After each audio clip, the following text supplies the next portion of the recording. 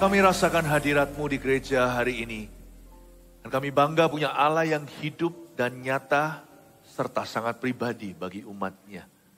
Tuhan, Kau akan berbicara kepada kami dalam kehidupan kami, menyatakan kebenaran dan mengajarkan kepekaan. Berbicaralah Tuhan, berbicaralah kepada kami masing-masing maupun sebagai gereja-Mu. Hati kami terbuka untuk lawatan Roh Allah. Terima kasih Tuhan Yesus. Sembunyikan hamba-Mu di balik salib-Mu di dalam nama Yesus Kristus. Haleluya. Amin. Puji Tuhan. Shalom semua. Kasih tepuk tangan untuk Tuhan Yesus. Glory to God. Silakan duduk. Saya baru kembali dari Bali setelah kita adakan retreat gembala kita annually atau setahun sekali. 6 sesi kemarin. Baru sampai Sabtu. Hari ini senang bisa berjumpa dengan jemaat, 5 kali ibadah untuk menyampaikan firman Tuhan. Dalam waktu setelah minggu depan ini akan pergi lagi ke Kupang untuk meresmikan gedung Gereja Mawar Sharon di Kupang serta saat teduh bersama onsite di sana. Doakan ya. Hari ini juga saya dengan bangga kita bisa luncurkan untuk kemuliaan Tuhan Simply Worship. Ini CD-nya ada di sini di Pustaka Raja Wali. Bisa Anda dapatkan atau juga di media-media yang lain seperti Spotify dan sebagainya, YouTube semua sudah ada. Ini adalah lagu-lagu yang kita nyanyikan tadi ini dan termasuk lagu-lagu yang lain mungkin tidak dinyanyikan hari ini. Saya percaya ini adalah sebuah album yang bisa membawa banyak orang masuk ke dalam hadirat Allah lewat puji-pujian ya. Saya ajak kita berdoa untuk peluncuran ini ya. Kita luncurkan secara formal di dalam ibadah ini. Ulurkan tangan ke depan. Tuhan Yesus pakai ya Tuhan album ini sebagai tabut perjanjian yang membawa banyak orang merapat mendekat kepadamu Tuhan. Hamba berdoa lagu-lagu akan berbicara membangun manusia roh kami. Dalam nama Yesus haleluya. Amin. Puji Tuhan. Seharian 5 kali ibadah saya berkhotbah tentang dreams and visions. Sebagai tema kita tahun ini saya perlu dari waktu ke waktu kilometer berapa untuk menjelaskannya.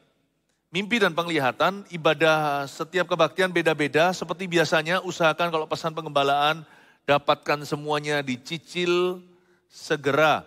Ibadah ke-1 tadi itu adalah fondasi semua yang kita bicarakan sepanjang hari. Saya memberikan definisi bedanya nubuatan, mimpi dan penglihatan. Cuman saya nggak ulang, dengarkan sendiri. Sekarang langsung di ibadah-ibadah berikutnya mulai kebaktian ini, saya akan sampaikan penjelasan lebih detail, mimpi-mimpi dan penglihatan-penglihatan di Alkitab dan bagaimana itu masih berbicara dalam kehidupan kita hari ini. Dan Tuhan masih berbicara lewat mimpi dan penglihatan. Allah kita itu nyata, dia hidup, dia bukan agama atau teori. Allah kita sangat pribadi. Sekarang kita masuki ke ibadah yang berjudulkan penglihatan Habakuk. Menantikan jawaban Tuhan secara profetik. Buka di Habakuk pasal yang kedua. Profetik itu apa sih? Profetik itu mendengar suara Allah. Profetik itu mendapatkan tuntunan spesifik. Mendapatkan peneguhan, konfirmasi-konfirmasi dan pernyataan-pernyataan Roh Kudus di setiap langkah hidup kita. Gereja perlu exercise kuping rohaninya. Gereja perlu mempraktekkan telinga rohnya. Sekali lagi disclaimer atau sebagai peringatan. Setiap obat kan ada tulisan peringatan obat keras. Ini bukan vitamin biasa. Tapi gereja ini bukan gereja baby. Makanya saya harus ajari perkara-perkara berikutnya. Selepas pertobatan, penumpangan tangan, doktrin-doktrin dasar. Saya mau ajarkan bahwa Tuhan masih berbicara secara pribadi pada setiap kita. Masih ada direct message yang Tuhan berikan. Meskipun semuanya itu selalu di dalam kebenaran Alkitab. Tapi Tuhan juga berbicara loh apa yang Alkitab katakan. Tapi gak pernah Tuhan akan mengatakan sesuatu yang melanggar firman-Nya sendiri. Karena Tuhan tidak membatalkan Alkitab yang ada di tangan. Ya, tentang jodoh, konfirmasi peneguhan tentang kerjaan, jurusan bagi yang studi, pimpinan Tuhan, bimbingan, firasat, intuisi tentang parenting, tentang anak kita, tentang pasangan kita. Entah kita lagi merasa damai sejahtera atau tidak serak sesuatu. meskipun segala sesuatu perlu diuji, mimpi dan penglihatan itu ada. Menantikan jawaban Tuhan secara profetik, kita perlu untuk lebih sengaja. Kita baca dulu Habakuk pasal 2, orang yang benar akan hidup oleh karena percayanya, ayat pertama. Aku mau berdiri di tempat pengintaianku dan berdiri tegak di menara. Aku mau meninjau dan menantikan apa yang akan difirmankannya kepadaku. Dan apa yang akan dijawabnya atas pengaduanku. Lalu Tuhan menjawab aku demikian. Tuliskanlah penglihatan itu dan ukirkanlah itu pada loh-loh. Supaya orang sambil lalu dapat membacanya. Sebab penglihatan itu masih menanti saatnya. Tetapi ia bersegera menuju kesudahannya dengan tidak menipu. Apabila berlambat-lambat, nantikanlah itu. Sebab itu sungguh-sungguh akan datang dan tidak akan bertangguh. Sesungguhnya orang yang membusungkan dada tidak lurus hatinya. Tetapi orang yang benar itu akan hidup oleh percayanya. Orang sombong dan kianat dia yang melagak, tetapi ia tidak akan tetap ada. Ia mengangangkan mulutnya seperti dunia orang mati, dan tidak kenyang-kenyang seperti maut, sehingga segala suku bangsa dikumpulkannya dan segala bangsa dihimpunkannya. Ayat pertama, aku mau berdiri di tempat pengintaianku. Perhatikan pada kata aku mau. Tuhan tidak pernah memaksa kita untuk mendengar suaranya. Tapi kalau Tuhan kita ajak bicara, if we engage God in a conversation, He will talk to us. Tuhan tuh gak pernah memaksakan. Yesus itu selalu mengetuk pintu. Tidak seperti roh-roh jahat yang menerobos masuk tanpa diundang. Tuhan kita itu tertib dalam arti, bukan berarti dia mati. Tuhan tertib itu artinya gini loh. Kalau kita ada kemauan, Tuhan buka jalan. Aku mau, ini kuncinya. Meskipun kalau Tuhan berbicara itu bukan karena kita, kalau Tuhan bicara sama kita itu bukan karena kita layak. Kalau Tuhan mengatakan sesuatu itu bukan direkayasa manusia, tetapi harus ada inisiatif juga dari kita, proaktif. Hubungan itu kan dua sisi. Gak bisa yang satu bicara melulu, satunya diam 1000 kata. Gak enak kan? Pasangan suami istri pergi keluar kota, di mobil jalan 3 jam. Istrinya yang ngomong terus, suaminya hanya mendengarkan. Allah kita tidak hanya mendengarkan, dia berbicara pula. Tapi kalau dia bicara, kita diam. Pernah gak kita ngobrol sama orang yang diem, terus dia omongnya apa? Ya, enggak. Ya, enggak. Orang cerewet pun akan diam sama orang begitu. Kenapa kok suara Tuhan tidak kaya dalam hidup kita? Karena kita tidak mau berbicara atau berbincang-bincang dengan dirinya. Aku mau berdiri di tempat pengintaianku dan berdiri tegak di menara. Dia memposisikan dirinya untuk mendengar suara Allah. Profetik itu tidak pernah memaksa. Yang namanya profetik itu tidak akan melangkahi profetnya. Bukan berarti kita semua jadi nabi. Bahkan roh nabi pun takluk pada nabi. Berarti kalau kita rindu Tuhan berbicara kepada kita, Tuhan akan lebih banyak bicara. Kalau kita nggak rindu sama sekali, Tuhan tetap akan berbicara, tetapi nggak sebanyak orang-orang yang mendekat dengan sengaja. Aku mau berdiri di tempat pengintaianku dan berdiri tegak di menara. Orang yang memposisikan menaruh dirinya untuk mendengar suara Allah. Seeker dalam bahasa Inggrisnya. Pencari. Orang yang mencari dia dengan sungguh-sungguh akan menemukannya. Kenapa Tuhan gak berbicara di dalam areal-areal hidupmu? Karena Anda mungkin tidak mencarinya sungguh-sungguh. Karena Tuhan itu gak memaksa, sekalipun Tuhan itu gak gengsian. Tapi Tuhan itu kemuliaan. The glory of God is to hide secrets.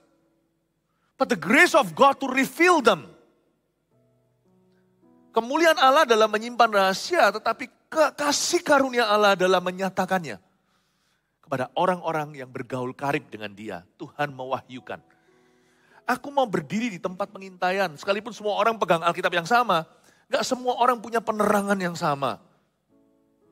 Mimpi dan penglihatan juga diberi bagi orang-orang yang mempersiapkan hatinya. berada di pengintaian dan tegak di menara. Lalu ada kata, aku mau meninjau dan menantikan apa yang hendak difirmankannya kepadaku dan apa yang akan dijawabnya atas pengaduanku. Belajar dari Habakuk, ngadu pun ke Tuhan, gak ke manusia. Mengadu pun dengan harapan menantikan jawabannya. Orang yang suka bicara sama manusia saja, kita tetap perlu bicara sama orang karena kita adalah makhluk sosial. Tapi kalau itu doang atau hanya itu saja, nanti kita juga akan dengar hanya suara manusia. Tapi kalau kita mengadu ke Tuhan, kita bawa ke hadiratnya, kita akan dengar suara Allah. Lihat ada kata aku mau di kalimat pertama, tapi di kalimat berikutnya ada kata lagi, aku mau meninjau. Aku mau menantikan apa yang hendak difirmankannya. Ada semacam spirit FOMO. FOMO apa itu? Dulu saya juga nggak tahu FOMO itu apa. Itu bahasa anak-anak muda sekarang, ternyata artinya fear of missing out. Fear of missing out. FOMO kayak contohnya ya. Ini ada sekawan berapa orang bicara-bicara, lalu ada satu yang ketinggalan, dia baru datang.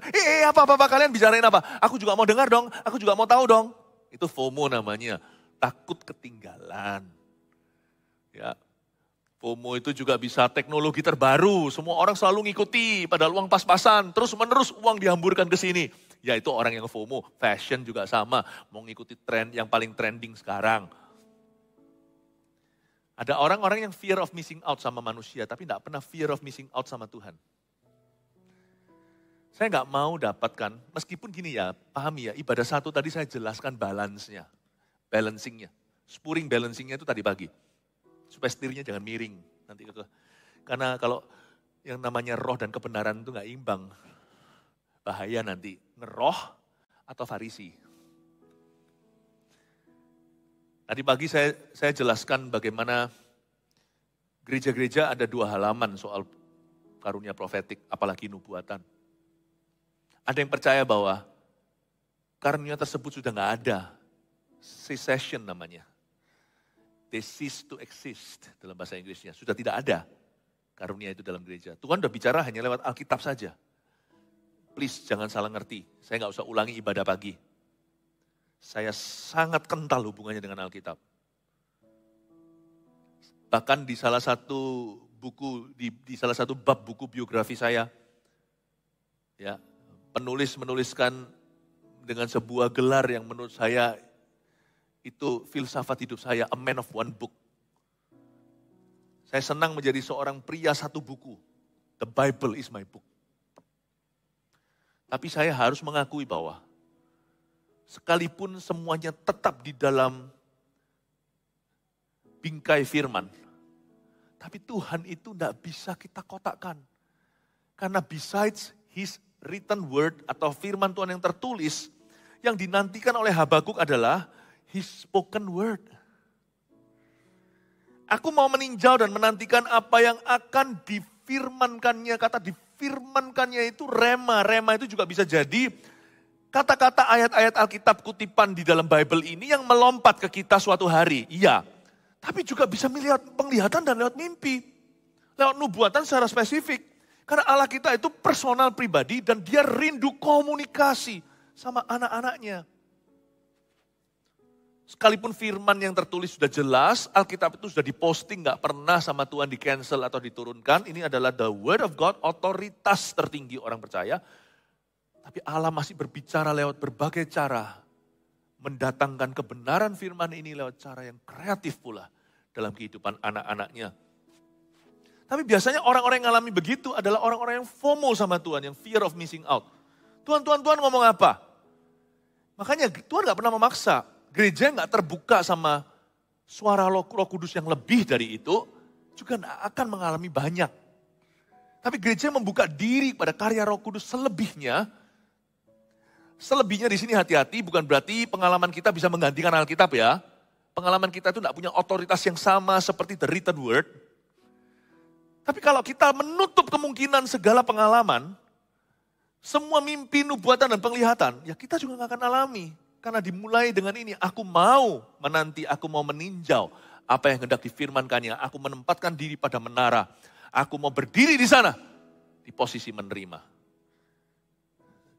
Saya bilang begini adalah untuk mendorong jemaat yang kami gembalakan, yang yang saya gembalakan ini, yaitu Anda jemaat tercinta, untuk FOMO sama Tuhan.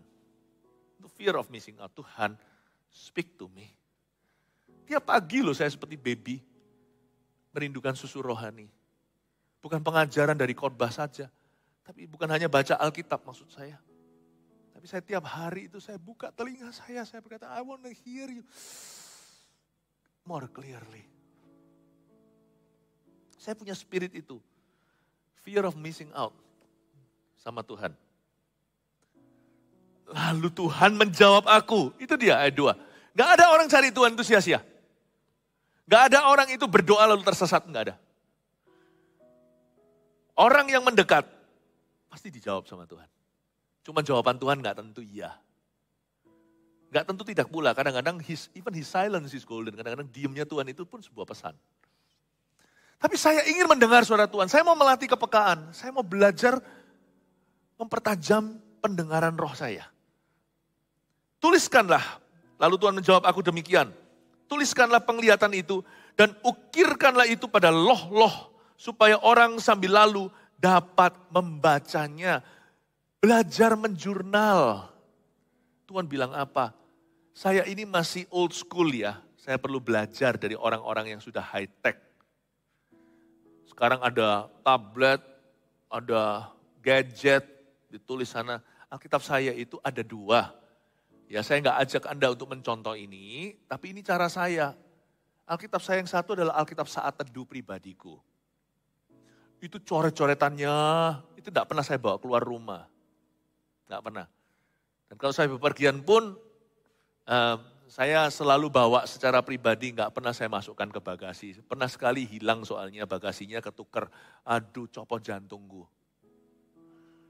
Saya nggak peduli dalam baju semua bisa beli, tapi di dalam tulisan Alkitab saat teduh saya itu ada catatan-catatan note-nya di sampingnya. Ada banyak sekali tulisan. Saya melatih kepekaan, bukan ngeroh ya. Saya tunduk pada pengajaran. Tapi saya latih telinga saya untuk lebih profetik sama Tuhan Yesus. Bahkan bisa salah kan masalahnya, makanya apa yang saya dapat bukan berarti saya khotbahkan. Makanya Alkitab kedua saya yang saya pegang ini, yang juga sudah ancur-ancuran, ini Alkitab khotbah saya. Kemana-mana saya bawa. Ini Alkitab khotbah. Waktu di Israel berapa bulan yang lalu, di sana saat teduh, waktu pas khotbah di En-Gedi, angin besar bertiup, yang terbang adalah Kejadian pasal 47. Satu lembar itu copot. Tapi aneh, di En-Gedi pun bisa ketemu ada orang mengembalikan ke saya. Alkitab saya memang harus lengkap, ini pedang saya. Depan memang tulisannya Lembaga Alkitab Indonesia, tapi setelah di tangan saya sekian puluh tahun, ini sudah menjadi Alkitabnya Philip Mantova. Ini adalah pedang roh saya untuk khotbah. Yang satu adalah untuk saat teduh. Saya tulis catatan di sana. Tuliskanlah pada sesuatu lah. Tuliskanlah penglihatan itu. Write your vision. Write your inspiration. Tuliskan dan ukirkan pada loh-loh. Bagi saya, daripada baca gini ngukir ke sini, saya ngukir langsung di situ. Tapi sebuah kesalahan yang sudah terlanjur puluhan tahun, dasar saya gaptek. Mau saya pindahkan, 10 sekretaris pun akan juling semua. Catatanku itu di atas catatan kalau di Alkitab saya itu, sudah tidak bisa dipindahkan. Udah nggak bisa dipindahkan. Jadi saya terus mencatat di sana. Dan beberapa hal yang saya dapatkan, misalnya, anak 3 kan, saya latih kepekaan roh saya. Setiap anak waktu diberikan, saya sudah tahu gendernya. Sebelum bahkan, mas barusan aja tes positif kehamilan. Istri saya ada stripnya 2. Saya sudah tahu gendernya. Tuhan sudah bilang waktu saya saat teduh, Tuhan ngomong sama saya. Nggak pernah miss. Tapi kan saya nggak khotbahkan. Ya, yang ini kan untuk kalangan pribadi, untuk kalangan sendiri. Saya tulis di sana. Apa yang akan terjadi? Waktu saya baca Alkitab bukan mikirkan sesuatu. Saya terima pengajaran dulu, tiba-tiba on the side, Roh Kudus itu bicara sesuatu secara profetik ke telinga saya. Misalnya waktu saya baca tentang seorang anak telah diberikan untuk kita di Yesaya, seorang putra, lambang pemerintahan dan sebagainya. Tuhan udah bilang sama saya. Meskipun itu tidak ada hubungannya sama anakku, itu Immanuel, itu Yesus Kristus. Tapi waktu saya baca itu, sudah terima pengajaran, coret-coret tentang artinya dan maknanya yang Alkitabiah, Roh Kudus bilang, nanti anak berikut ini, cowok, seorang putra, nanti akan jadi apa dan sebagainya, jalan hidupnya saya catat sana. Hari ini kalau saya menoleh ke belakang, anak mulai besar, itu kejadian semua dalam hidupnya. Rugi kalau saya berhenti sampai pengajaran. Meskipun saya tidak bisa ajarkan, paham maksud saya. Tapi untuk saya, dalam hidup saya itu saya latih untuk hidupku itu terbuka penuh tuntunan. Bisa salah nggak? Bisa. Makanya Alkitab saat teduh saya itu nggak boleh jatuh ke tangan orang. Karena saya juga ada beberapa prediksi yang luput atau belum luput, belum digenapi. Tapi nggak melulu tentang prediksi. Di ibadah ke-1 tadi saya ajarkan yang namanya nubuatan itu nggak tentu meramal. Nubuatan itu nggak tentu meramalkan. Nubuatan itu juga bisa bicara tentang sesuatu yang saat itu menjadi hati Tuhan. Persisnya di waktu tersebut dalam hidupmu, di season itu apa yang jadi hati Tuhan untukmu bisa dituliskan di situ. Nggak tentu memprediksi sesuatu. Nggak tentu. Dan Alkitab saat teduh saya itu nggak boleh jatuh ke tangan orang juga. Karena di dalam sana itu banyak rasan-rasan. Nama-nama orang saya tulis di dalam situ. Yang baik maupun yang buruk, yang kejadian segala gini, kejadian loh satu-satu. Waktu itu saya belum mengerti. Saya belajar untuk semakin profetik. Bukankah gereja kita adalah gereja sel yang apostolik dan profetik? Bukan hanya kita semua diutus di dalam bidang kita.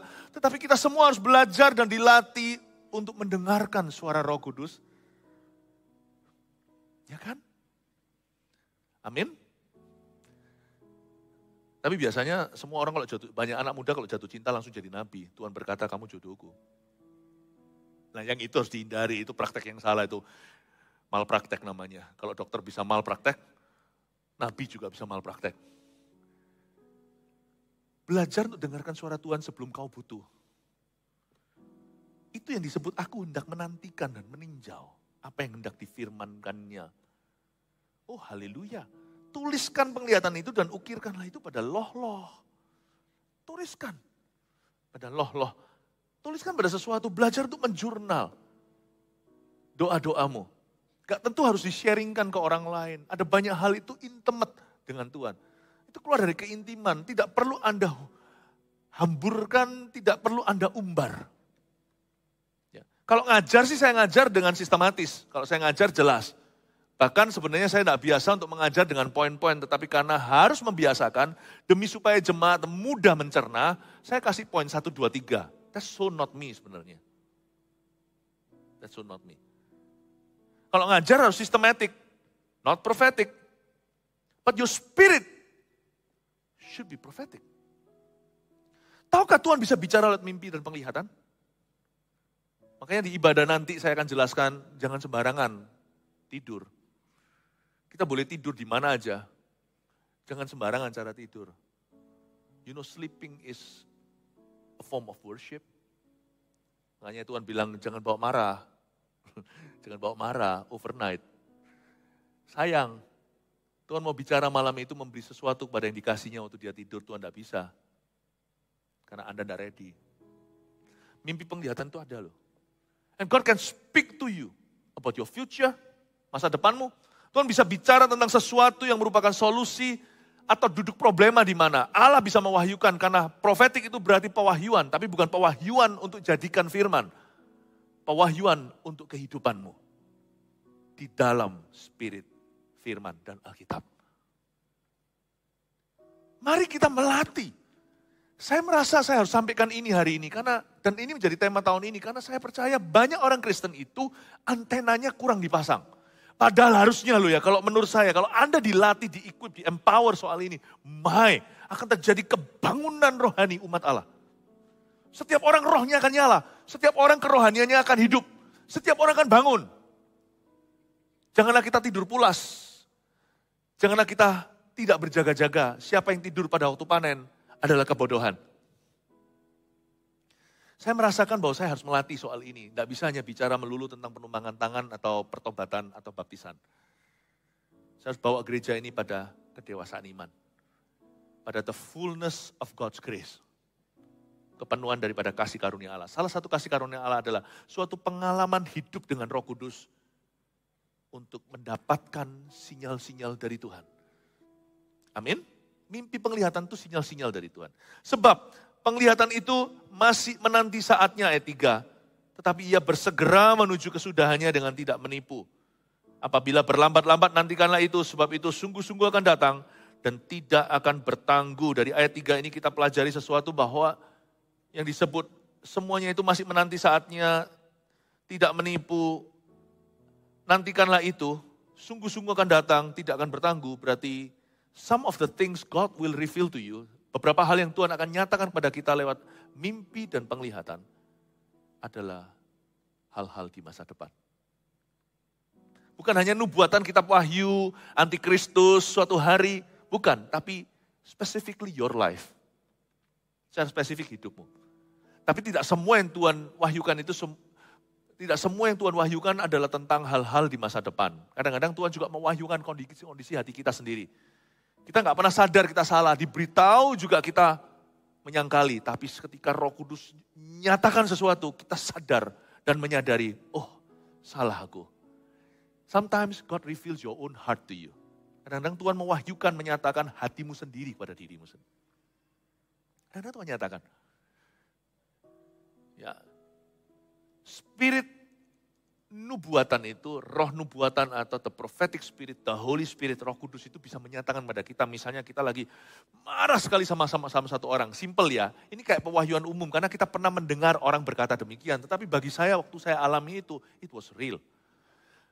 Saya ceritain kalau saya dulu itu suka panasan. Beberapa perkelahian saya waktu saya masih remaja itu dikarenakan hanya karena lihat-lihatan. Bodoh ya, konyol sekali. Dan tidak jarang pula terjadi argumentasi itu di jalanan. Orang itu kalau sudah macet, naik mobil, udah lagi bete, udah lagi nggak enak, belum mandi, mau pulang, ya kan? Lama, itu biasanya lebih emosian. Nah saya itu lagi nggak salah itu, pulang dari sekolah Alkitab. Ada mobil itu yang bahasa Ibraninya bocengli. Nggak tahu dia itu hari itu kesumat apa. Masa saya jalannya itu tepat memang agak macet ya, di tol waktu itu saya ada di Kanada. Masih sekolah kan. Saya itu jalan sesuai dengan speed limit atau batas kecepatan. Saya siswa sekolah teologi kok mau ngebut gimana. Tapi ternyata tidak semua orang menghargai orang-orang yang patuh pada hukum. Di belakang itu saya itu dipepet gini terus loh. Nah itu kalau sebentar di depan sana itu berhenti, kalau saya lengah saya rem gitu kan saya ditabrak dari belakang. Tabrak belakang itu bahaya loh, ini bisa semua keluar dari engselnya. Itu ke leher nanti. Teman saya pernah kecelakaan itu gak main-main. Tabrak belakang itu gak enak. Saya bilang, ini kenapa orang itu saya lihat di spion saya. Saya bilang, lalu saya kasih dia tanda. Di spion kan dia bisa lihat kali. Why? Why you want to kiss the behind of my car? Your car falls in love with my car? Saya mau marah. Dia diam aja, terus aja. Nah, kan sudah lewat, udah jalan, udah mulai bebas. Nggak ada mobil sebelah sini, saya kira dia minggir, udah jalan, enggak. Saya terus diikuti karena dia sudah terlanjur panas hati, saya kok jalan pelan menurut dia selama 15 menit tadi. Dia kehabisan 15 menit waktu berharganya kali. Dia masih terus cari gara-gara sama saya. Lalu ke sisi saya sini. Lalu saya di bel, di sini bel biasa. Bel itu hello, selamat pagi. Kalau di sana bel itu artinya nantang. Lain cerita, kebudayaan di Indonesia bel itu oke. Bel itu beritahu, hey sorry loh aku di sini jangan disenggol. Kalau di sana bel itu, lu mau apa? Gitu ya. Akhirnya di bel, lalu ke belakang lagi, saya digituin lagi. Ini orang nantang Wong Fei Hung ini. Pas saya mau marah, tiba-tiba saya rasakan hadirat Allah. Ada suara bicara, bukan ayat. Udah gak inget ayat. Cuman ada seorang berkata pada saya, orang itu kasihan. Dia bukan dari keluarga yang baik. Terus, kaget saya. Redalah marah saya, biasanya saya 0 ke 100 itu Ferrari kalau emosi. Redalah saya. Orang itu pergi ke sebelah saya, kasih jari tengah. Marahi saya, buka kacanya. Saya cuma senyum sama dia. Saya mau kasih jari tengah juga gak bisa, jari tengah saya bengkok. Jadi saya nggak bisa balas dia. Saya cuma senyum, nggak apa-apa, oke. Biarin saya dimarah-marah. Simple things. I heard God's voice. Saya nggak tahu orang itu. Tuhan bilang sama saya, orang itu doesn't come. Orang itu comes from a broken home. Saya berkata, oke Tuhan, sorry saya mau marahi orang itu. Simple ya, simple ya. Oh ya Tuhan terima kasih, saya jadi ngerti. Saya kira tadi orang itu Hitler. Tapi ternyata dia cuma orang yang gak bahagia aja. Ya Tuhan, paham maksud saya Bapak Ibu Saudara, pengalaman dengan Tuhan. Tapi saya dengar loh, suara berkata, he's not a happy person. Udah kamu gak usah tanggapi dia. Oh puji Tuhan, bukan hanya orang itu diselamatkan, saya juga diselamatkan. Bapak Ibu Saudara, the Holy Spirit can still speak to you. Semua itu dalam spirit ayat sih. Ayatnya ada, nanti setelah selesai itu saya baru ingat. Barang siapa ngebel kamu dari belakang, ya kan? Jangan tanggapi, siapa yang tampar pipi kanan, kasih pipi kiri. Paham itu maksud saya, Bapak Ibu Saudara. Ayatnya ada. Tapi Tuhan itu bisa memberi kita sebuah pengalaman. Mendengar suara Allah secara pribadi. God can speak to you. Amin Bapak Ibu. The Holy Spirit is not dead.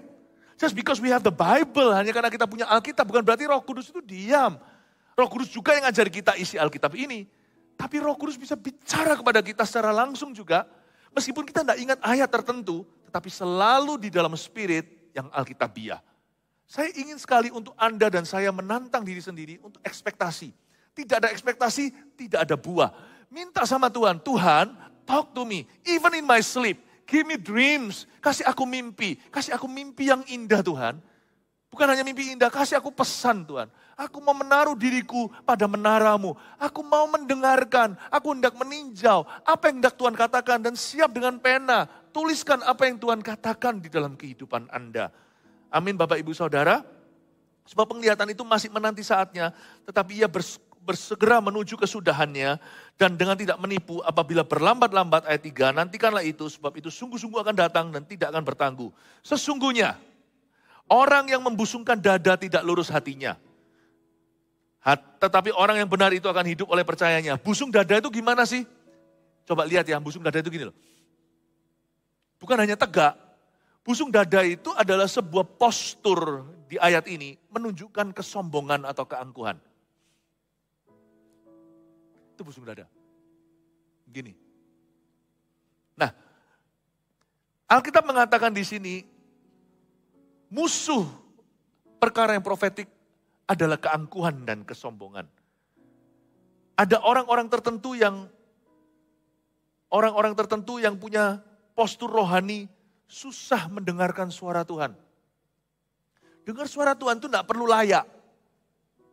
Dengar suara Tuhan itu tidak perlu suci. Percaya enggak? Anda akan terkejut bagaimana Tuhan itu bersedia bicara sama orang berdosa. Kalau enggak gitu enggak ada yang namanya Tuhan ngomong sama seorang pembunuh. Seorang ex-murderer. Orang itu exile atau dalam pelarian. Dia itu kawin sama satu orang Midian. Lalu di situ Tuhan menampakkan diri sebagai Allah Abraham, Ishak, Yakub di semak belukar yang terbakar. Dan memanggil namanya Musa, Musa. You will be very surprised bahwa suara Tuhan itu tidak perlu lebih tegas. Suara Tuhan itu menjadi jelas jikalau kita tidak membusungkan dada kita. Makanya posisi terbaik lawan kata busung dada untuk mendengar suara Tuhan adalah sungkur kaki. Selalu sungkur kaki. The best position to hear God's voice adalah on your knees. Dalam doa dengan kerendahan hati itu bukan bicara tentang postur tubuh saja, tapi sikap hati. Waktu kita itu merendah di hadapan Tuhan, Tuhan akan berbicara. Jadi jangan pernah kita berkata bahwa musuh profetik, sesuatu yang profetik, bahwa kita itu nggak bisa mendengar suara Tuhan karena kita nggak layak. Salah. Itu yang setan katakan, jangan dipercaya. Musuhnya cuma satu untuk dengar suara Tuhan. Sombong. Langsung Tuhan diam. Mau tahu nggak? Kalau sampai di satu ruangan, Tuhan langsung diam. Itu ada orang sombong di situ. Dan jangan lihat orang lain. Siapa yang sombong ya? Kalau Tuhan diam, siapa tahu dirimu sendiri. God doesn't speak where there is pride. Di mana ada keangkuhan dan kesombongan, Tuhan menolak berbicara. Tuhan itu adalah seorang orang tua yang bijaksana. Jadi saya bisa bayangkan ya, Tuhan ngobrol-ngobrol di meja, lalu tiba-tiba ada satu orang datang yang so full of himself, penuh dengan dirinya sendiri, all about himself. Wah, dia ngobrol sana sini, lihat ya. Pertama, Anda akan lihat gerak-gerik Tuhan. Tuhan mulai tidak nyaman. Andai kata, jikalau saya gambarkan Tuhan sebagai manusia dalam sebuah pertemuan meja makan, mulai nggak nyaman. Tadinya Tuhan banyak bicara, ngasih wejangan, lalu orang itu datang, mulai nggak nyaman. Orang itu mengontrol, mulai mendominasi pembicaraan, dia mulai diam. Mulai diam, oh ya. Tapi kelihatan kan orang itu interest atau tidak. Oh ya. Nanti ada lihat kedua, setelah Tuhan tidak nyaman, kedua adalah Tuhan mulai diam. Setelah Tuhan diam, Tuhan pergi. Oh ya, oke ya saya pergi dulu. Itulah tanda-tanda yang diwaspadai dalam kehidupan kita kalau Tuhan mulai hengkang. Pertama, Tuhan mulai tidak nyaman. Tuhan mulai diam. Lalu Tuhan mulai hengkang. Jangan ada kesombongan dalam hati kita. Sebelum Tuhan yang pergi. Karena Tuhan itu paling anti sama orang sombong. Memang ada pepatah berkata Tuhan itu cinta pendosanya, benci dosanya. Betul kan? Saya tunjukkan Tuhan benci orang sombong. Itu orangnya. Tapi kalau dia bertobat ya Tuhan terima dia. Karena semua pertobatan itu mendatangkan hati Tuhan. Tapi kalau Anda baca di Alkitab, God despises the proud. Coba Anda baca itu. God abhors the arrogant. Itu kata-kata sudah personal.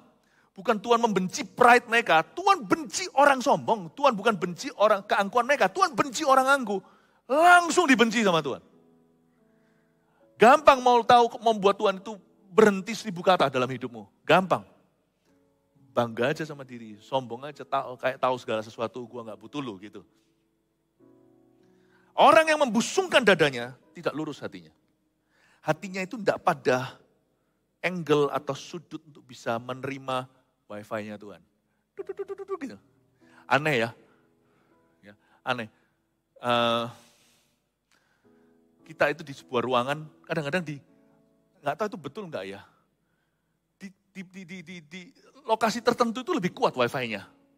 Bisa gitu ya, betul ya? Memang ya. Jadi kalau berdiri di sini bisa, kalau kita di gunung gitu, mesti contohnya kalau nggak ada sinyal ini, bukan wifi tapi sinyalnya mungkin antena mungkin dipasangi oleh perusahaan telekomunikasi, kita angkat tinggi-tinggi, tempat tinggi gitu baru bisa dapat sinyal, ya kan? Saya dulu nggak ngerti sampai ditertawakan oleh rekan-rekan dan teman-teman karena saya ini kan gagap teknologi. Dulu masih zamannya BlackBerry itu kalau nggak ada itu sinyal saya kocak-kocak gini. Saya diberitahu, itu gak ada hubungannya. Oh ya oke. Tapi ternyata, ya kan, posisi yang paling kencang dengan wifi Tuhan itu kerendahan hati. Dan orang yang membusungkan dada tidak lurus hatinya itu berarti hatinya tidak di angle wifi-nya Tuhan. Jadi dari sini kabar baik buat kita yang merasa gak layak. Bagi kita yang kurang bagus performanya secara kekudusan. Malah justru harus dengarkan suara Tuhan. Tuhan aku salah Tuhan, speak to me. Speak to me. Indah Tuhan kan berbicara kepada kita. Tuhan itu selalu bicara, Tuhan itu bukan patung. Bedanya Tuhan dengan patung apa? Patung diajak bicara gak bisa ngobrol balik. Buktinya loh, kalau kita betul-betul percaya ada apa pada berhala. Sampai kita bicara sama patung itu, patung ngomong sama kita, kita semua lari. Lalu kalau kita tahu itu gak bisa bicara, kenapa kita sembah? Tapi lawan kata kita itu beda. Setiap kali kita bicara pada Sang Agung yang hidup dan nyata. Allah yang pribadi itu, He will speak back to you. He will talk back, speak back to you. Dia kan bicara kepadamu lewat sebuah ayat, atau bukan, tapi yang pasti selalu dalam spirit yang Alkitabiah, dia akan berbicara. Makanya saya percaya mimpi dan penglihatan. Cuma saya tidak jelaskan mimpi itu apa, penglihatan itu apa. Tadi saya sudah jelaskan, nanti ibadah berikutnya saya jelaskan lagi. Karena itu usahakan jangan ikut satu ibadah, cicil pelan-pelan atau cicil segera habiskan 5 khotbah hari ini. Seperti biasanya kalau pesan gembala. Busung dada. Lalu ayat 5, orang sombong dan kianat dia yang melagak. Tetapi ia tidak akan tetap ada. Ia menganggarkan mulutnya seperti dunia orang mati dan tidak kenyang-kenyang seperti maut. Sehingga segala suku bangsa dikumpulkannya dan segala bangsa dihimpunkannya. Penglihatan Habakuk menantikan jawaban Tuhan secara profetik gimana caranya. Saya kasih 3 pelajaran yang sangat-sangat indah tentang apa yang diajarkan oleh Habakuk. Nomor 1, jangan mengintai alam roh tanpa firman. Oke, dicatat ini. Dalam segala yang profetik, bawa firman. Karena setiap roh perlu diuji. Dan firman ini, maksud saya firman itu bukan spoken word, written word. Logos ini adalah pelita bagi kaki. Saya nggak berani masuk ke alam roh. Alam nyata aja saya nggak berani tanpa Alkitab kok. Ini saya bawa kemana-mana. Alkitab saya ini nggak pernah, Alkitab saya selalu ada di tas teng-teng, tas jinjing saya. Tidak masuk ke bagasi. Bayangin saya itu separno itu. Bukan karena ini saya keramatkan loh ya. Ini cuma buku, isinya memang firman Tuhan. Tapi kertasnya kertas biasa. Cetakannya ini tinta. Saya tidak keramatkan. Kalau kelihatan Dracula saya keluarkan Alkitab gini. Enggak. Yang ditakuti setan adalah firman di dalam diri kita. Yang sudah masuk ini, yang sudah dibaca, direnungkan. Itu lebih berkuasa. Namun saya separno itu loh. Saya nggak bisa jauh dari Alkitabku. Saya nggak pernah taruh ini di bagasinya, saya selalu dijinjing. Karena it's always ready for me. Alkitab bagi saya real food, tapi juga fast food. Ready food. Kalau saya masuk ke alam nyata aja, saya nggak berani tanpa Alkitab saya. Saya masuk ke alam roh. Nekat apa? Saya nggak akan berani tanpa firman. Jangan masuk alam roh tanpa firman. Ya. Kalau kita itu dekat sama firman, kita jadi berani berpetualangan mendengarkan suara Tuhan, termasuk mendapat mimpi dan penglihatan. Saya juga nggak berani ya, sembarang diramal. Bukan nggak berani, nggak mau. Jangan mau Anda diramal sama orang. Sekalipun ramalannya tepat, hati-hati loh ya, setan juga bisa bernubuat, tapi nubuatannya lebih mengutuki. Lihat nanti ujungnya, pasti ada sesuatu buruk yang dia katakan. Buruk itu bisa, gak semua yang bagus sekalipun nubuatan Kristus. Kita kadang-kadang ditegur, tapi itu beralasan, mengubahkan kelakuan. Kalau setan lain, dia lebih ke area superstisi, mengajak Anda untuk berpikir, kalau itu sudah diucapkan dan itu akan mengganggumu dan itu akan terjadi sungguh. Jangan mau diramal, karena kenapa? Sekalipun bisa tepat, sumbernya salah saudara. Apapun yang kelihatan tepat, kalau itu dari iblis saya enggak mau. Karena sumbernya itu enggak tepat. Percayalah saya, kalau di luar sana ada predator terhadap anakmu. Contohnya seorang penjahat seksual di situ. Sekalipun yang dikasih itu makanan sungguhan dan manis-manis kepada anak Anda, meskipun itu tidak ada racunnya, kalau Anda adalah orang tua yang baik pasti akan melarang, nak jangan terima apa-apa dari orang itu. Mau tahu kenapa? Karena portfolio, karena profil orang itu. Karena kita tahu dia siapa, dia predator. Dia memangsa anak-anak kecil di luar situ. Mau kamu dikasih kado yang bagus, nggak ada racunnya, apalagi yang bukan dimakan, saya tetap tidak mau kamu ada hubungan apa-apa dengan orang itu. Sama setan juga jangan. Tuhan bilang jangan kita itu konsultasi dengan ahli nujum. Dengan peramal. Jangan, don't do it. Dengan horoskop, jangan lakukan itu. Kenapa sih emangnya Alkitab itu kurang nubuatan? Nubuatan itu ratusan. Belum digenapi sama kita banyak-banyak kalau kita cari nubuatan ekstra. Saya tidak akan mau sumbernya. Mendingan saya sama Tuhan itu yang paling biasa aja. Tapi kalau sumbernya luar biasa, saya mau yang itu. Tetapi sama Tuhan tidak pernah biasa. Kita selalu punya petualangan yang indah dengan Roh Kudus.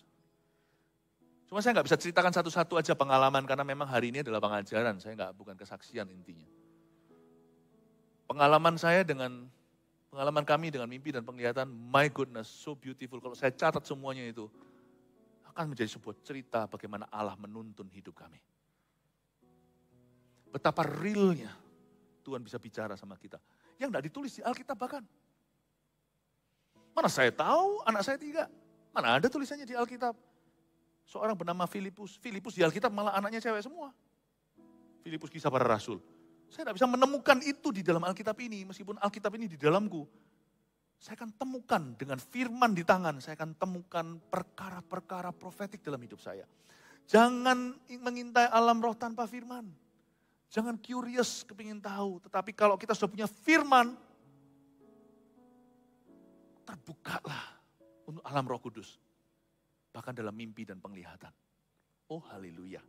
2, catat dan uji setiap impresi roh serta doakan.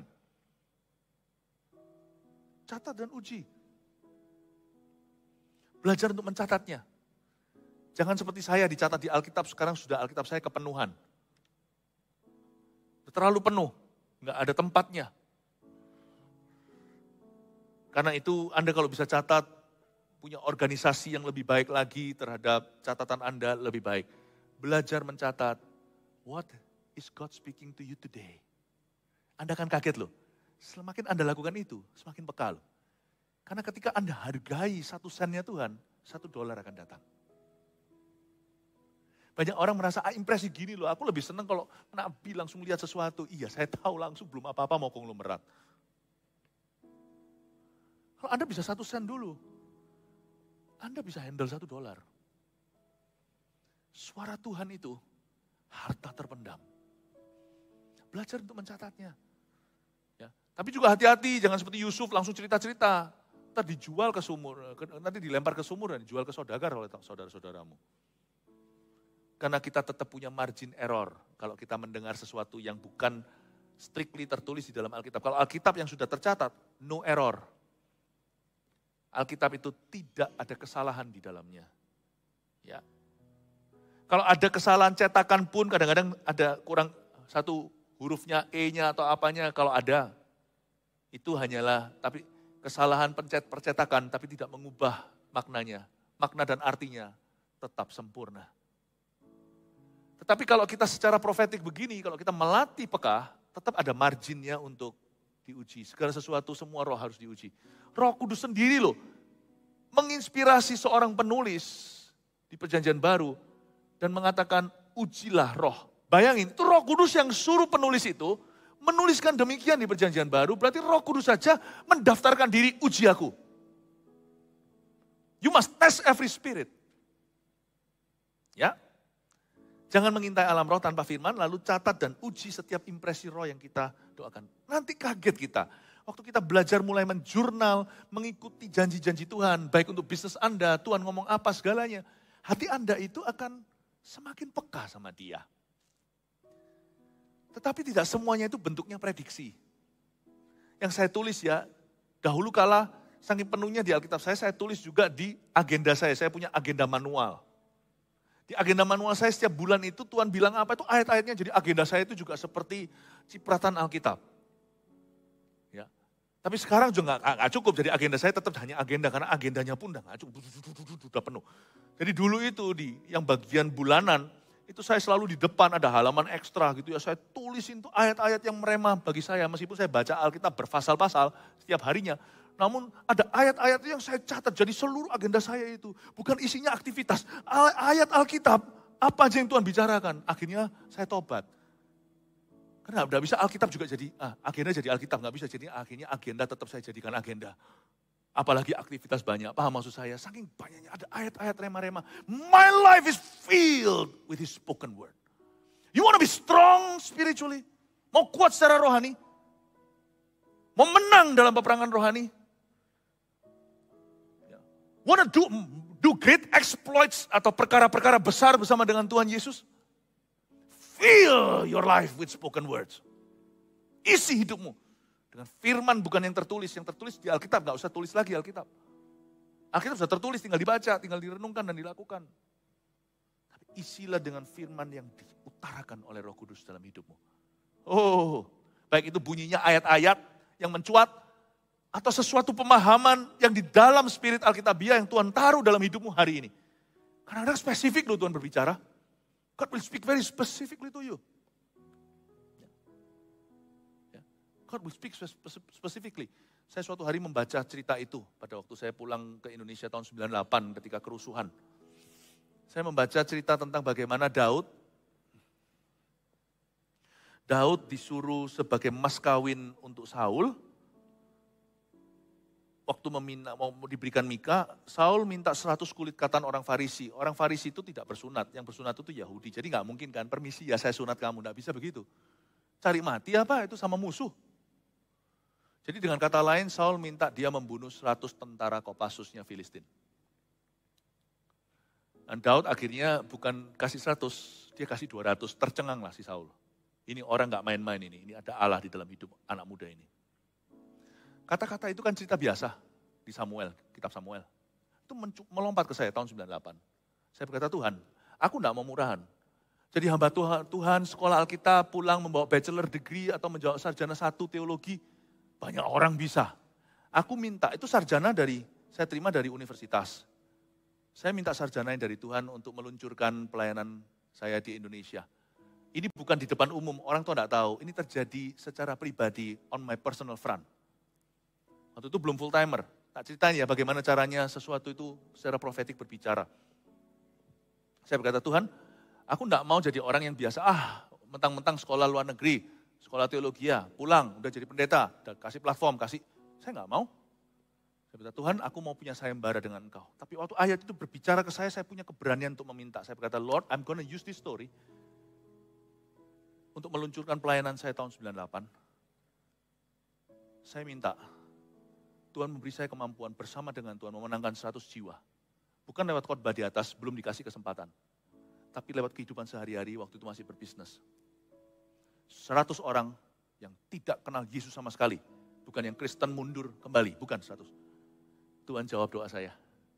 Bukan 100. Dari waktu saya datang itu sampai setahun kemudian persis 365 hari. 300 orang tidak kenal Yesus, terima Yesus, dibaptis di kolam waktu itu. Dibaptis di gereja. 300 orang dibaptis dalam waktu 1 tahun. Oh haleluya, puji Tuhan. Yang gini kan gak ada.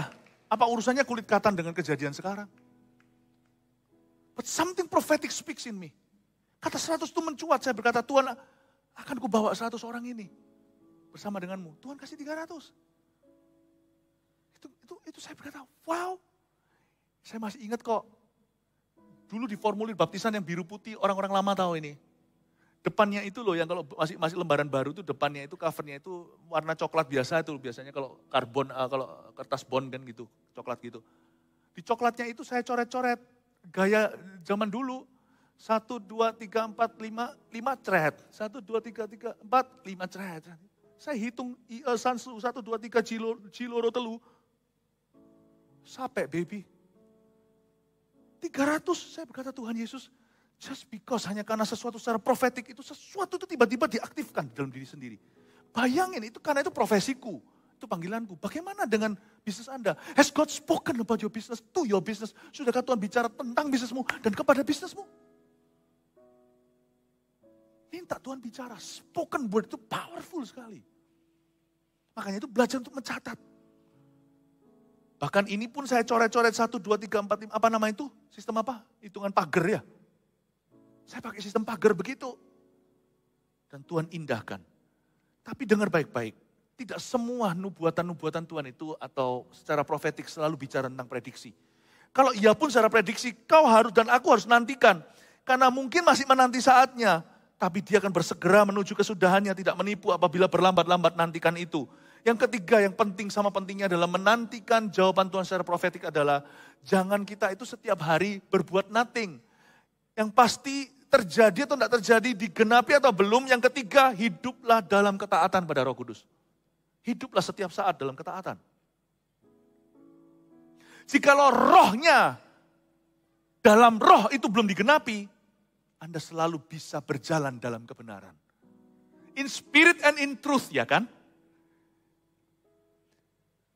Tuhan janji, ini dalam hidupku, prediksi. Lalu sebelum terjadi, mana terjadi? Kecewa, itu salah. Ketika sesuatu yang in spirit, in spirit, dalam roh, itu belum kejadian, belum keluaran, belum kelihatan. Don't forget, in spirit itu adalah setengah jalan. Satu lagi in truth, dalam roh dan kebenaran. Selalulah hidup dalam ketaatan pada Roh Kudus. Gak usah tunggu janji digenapi. Hiduplah setiap saat dalam firman Tuhan yang Anda sudah ketahui. Bukan yang secara profetik, yang Anda sudah baca setiap hari. Have the strength, miliki kekuatan dari Roh Allah untuk hidup taat pada setiap firman Allah yang sudah masuk di dalam hidupmu. 1, 2, 3 ini penglihatan Habakuk. Menantikan jawaban Tuhan secara profetik. Jangan mengintai alam roh tanpa firman. 2, catat dan uji setiap impresi roh serta doakan. 3, hidup dalam ketaatan kepada Roh Kudus setiap waktu. Praise the Lord. Berikan tepuk tangan untuk Tuhan. Lihat kiri kanan, depan belakang saudara, lemparkan berkat. Be blessed. We bless. Silakan duduk jemaat Tuhan. Bagaimana kabar saudara hari ini? Luar biasa. Hari ini saudaraku tanpa terasa kita masuk pada bagian yang keempat dari seri firman Tuhan Spiritual Upgrade. Pada bagian yang keempat ini basically saya akan berbicara tentang yang namanya prayer. Doa. Bolehkah saya katakan ini? Upgrade your prayer. Upgrade doa saudara. Kenapa doa kita perlu di-upgrade? Mari kita lihat saudaraku Matius pasalnya yang ke-17 ayat 19 sampai 21. Ini adalah ayat yang kira-kira sekitar 2 minggu yang lalu kita baca ayat ini. Satu kali murid Yesus itu datang kepada Yesus dan ketika mereka sendirian, tidak ada siapapun, mereka bertanya kepada Yesus, "Mengapa kami tidak dapat mengusir setan itu?" Sampai di satu titik mereka melayani saudaraku dan mereka merasa kayak losing power gitu.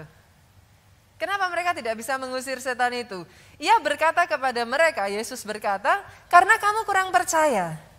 Sebab aku berkata kepadamu, sesungguhnya sekiranya kamu mempunyai iman sebesar biji sesawi saja, kamu dapat berkata kepada gunung ini pindah dari tempat ini ke sana, maka gunung ini akan pindah dan tak akan ada yang mustahil bagimu." 2 minggu yang lalu kita membahas mengenai ini. Masih ingat ya saudaraku ya, kita masih ingat?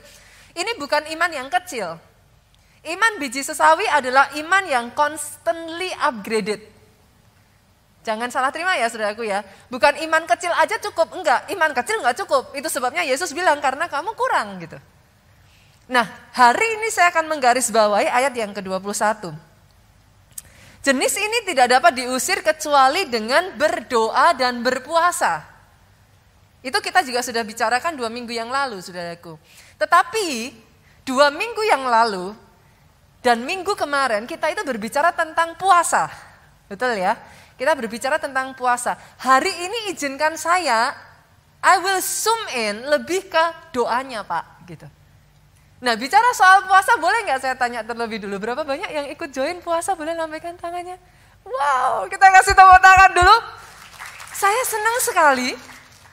Kenapa saudaraku? Karena puasa kali ini, itu bukan hanya yang dewasa-dewasa saja yang antusias puasa. Tapi saya bisa ngelihat anak-anak kecil di Kids Impact pada puasa. Mereka antusias sekali puasa dan yang namanya anak kecil puasa kebayang gak sih kayak apa Pak? Saya tuh kemarin ketawa saudaraku sampai aduh sakit perut saya. Gara-gara saya diceritain sama kakak-kakak sekolah minggunya Kids Impact-nya gitu. Bagaimana anak-anak ini mencoba berpuasa. Nah ternyata saudaraku dikasih tahu sama orang tuanya, kalau puasa itu bukan cuman puasa makan. Kalau puasa nggak boleh marah-marah ya, kata orang tuanya. Nah akhirnya saudaraku mereka komsel, ditanya kakak gurunya, dari puasa ini apa yang kamu dapatkan? Saya sekarang udah jarang marah katanya. Wah kakak gurunya happy dong, jarang marah, oke, jarang marah. Saya sekarang kalau marah hanya sore hari. Loh, kakak gurunya mulai bingung. Kayaknya something wrong deh ini. Gitu. Kenapa kok marahnya sore hari? Kan kalau puasa nggak boleh marah. Jadi setelah buka puasa saya marah. Gitu. Aduh saya sampai ketawa saudaraku, anak-anak kecil-kecil lucu-lucu.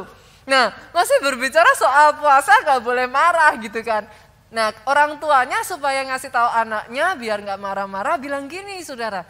Nanti ya kalau sampai marah-marah puasanya batal loh gitu kan. Nah akhirnya ada satu anak saudaraku. Udah nahan-nahan kan dia. Biasanya kalau anak-anak gitu kan di jam 2 jam 3 ini jam krusial saudara. Saya rasa bukan anak-anak doang ya, kita semua juga ngerasain gitu kan. Di jam 2 jam 3 tuh jam krusial kita mulai ya kayak gelisah gitu kan. Nah si anak ini rupanya terngiang-ngiang perkataan orang tuanya. Jangan marah-marah. Nanti kalau marah puasanya batal loh. Dia tanpa angin tanpa hujan saudaraku. Dia cari adiknya jam 3 saudara. Adiknya gak bersalah apa-apa, dia marahin habis-habisan. Dia marahin, mamanya ngeliatnya pusing saudara. Loh kenapa nih anak tiba-tiba marah gak ada apa-apa. Setelah ditanya, kamu kenapa kok seperti itu? Nah saya marah-marah sama adik, berarti puasanya batal kan? Jadi dia pikir dia marah-marah sama adiknya, puasanya batal, dia boleh makan, saudaraku. Saya bersyukur sekali, puasa kali ini saya mendengar sangat banyak kesaksian. Boleh kita beri tepuk tangan yang paling meriah? Buat saudara yang belum berpuasa, dari jauh aja senggol kiri kanan. Kalau Kids Impact ikut puasa, masa orang tuanya nggak puasa? Amin. Amin saudaraku, sama-sama puasa ya. Yang belum puasa, ayo mulai besok kita puasa. Sekali lagi tepuk tangannya yang paling meriah buat Yesus Tuhan kita. Saya akan masuk di titik yang di poin ini saudaraku, saya akan lebih zoom in ke arah doa. Ingat baik-baik hal ini saudaraku. Spiritual upgrade itu berbanding lurus dengan level doa kita. Saya ulang ya. Spiritual upgrade itu nggak bisa tidak berbanding lurus dengan level doa kita. Ini yang sesungguhnya terjadi kepada murid-muridnya gitu. Kenapa mereka nggak bisa kusir setan? Yesus dengan jelas ngomong, kalau saya ganti dengan kata-kata yang lebih mudahnya gini saudara. Ya karena kamu kurang doa dan kurang puasa. Level doanya kurang. Level puasanya nggak nyampe. Kita semua di sini mengerti ya saudaraku, dari kecil kita menyekolahkan anak kita gitu. TK naik SD. SD kelas 1, kelas 2, kelas 3, kelas 4, naik kelas 6, sampai akhirnya SMP. Apakah ada saudaraku, TK naik ke SD lebih gampang? SD naik ke SMP lebih gampang? Enggak ada kan? Berapa banyak dari kita yang kalau doa sama Tuhan, ada enggak di sini yang doanya gini, Tuhan, biarlah aku jadi ekor dan bukan kepala. Biarlah aku terus turun dan tidak naik. Ada nggak yang doanya begitu? Saya rasa nggak ada dong.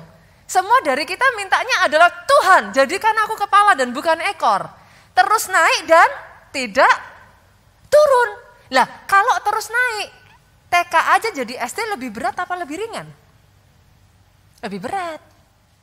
Saudara mau dibawa Tuhan lebih naik, terus naik, itu lebih berat apa lebih ringan? Pasti lebih berat. Bagi saudara yang gak mau kerja keras, pikir ulang doanya. Karena orang yang dibawa Tuhan semakin naik, pasti lebih berat. Semakin naik berkatnya, tantangannya juga lebih berat. Betul ya saudaraku? Semakin naik berkatnya, yang dihadapi, goncangannya, juga lebih berat. Kalau saudara nggak mengupgrade, pada saat saudara diangkat Tuhan naik, saudara nggak akan kuat. Itu yang dialami oleh para murid. Itu sebabnya Yesus sengaja sebelum dia naik ke surga, pesan Yesus satu yang terakhir. Tuhan Yesus cuma ngomong satu, jangan kemana-mana, don't go anywhere. Wait. Tunggu di loteng atas Yerusalem, Pak. Kenapa? Karena Yesus tahu. Yesus mengerti siapa murid-muridnya. Yesus tahu level mereka. Yesus tahu dengan level mereka sampai seberapa Yesus bisa bawa mereka. Dan karena itulah Yesus katakan, wait. Kenapa saudaraku? Yesus tahu tadinya murid-muridnya itu enggak suka berdoa. Doanya enggak kuat. Jangan banyak orang Kristen berpikir gini, semakin naik seseorang ke atas mimbar, maka doanya semakin kuat nih. Saya ulang ya. Semakin naik ke atas ini, apalagi megang mic ini, dikiranya semakin kudus. Sorry loh saudaraku, sorry loh, pisahkan dua hal itu. Itu sebabnya saya mengatakan kepada para pelayan Tuhan di tempat ini, hati-hati. Datang ke gereja tidak berarti kau punya kehidupan doa yang kuat. Masalahnya, the moment you become a Christian, saudara itu sudah mengibarkan bendera perang ke iblis.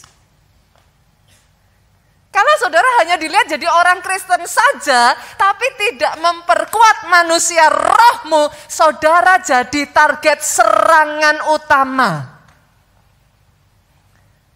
Itu sebabnya hari ini saya ingin mengatakan kepada saudara, yuk upgrade doamu.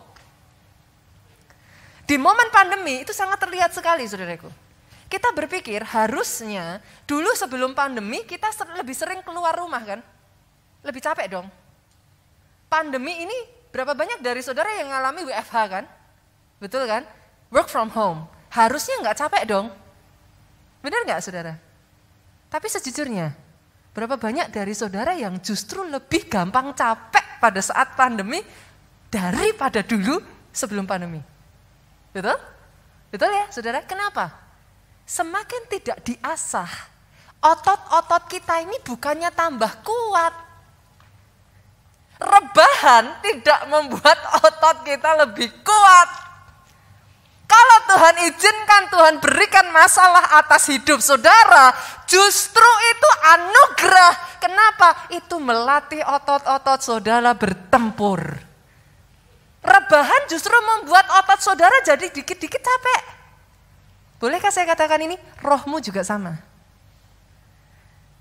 Kalau nggak pernah di-exercise rohnya, doa itu sama seperti kita angkat beban, saudara.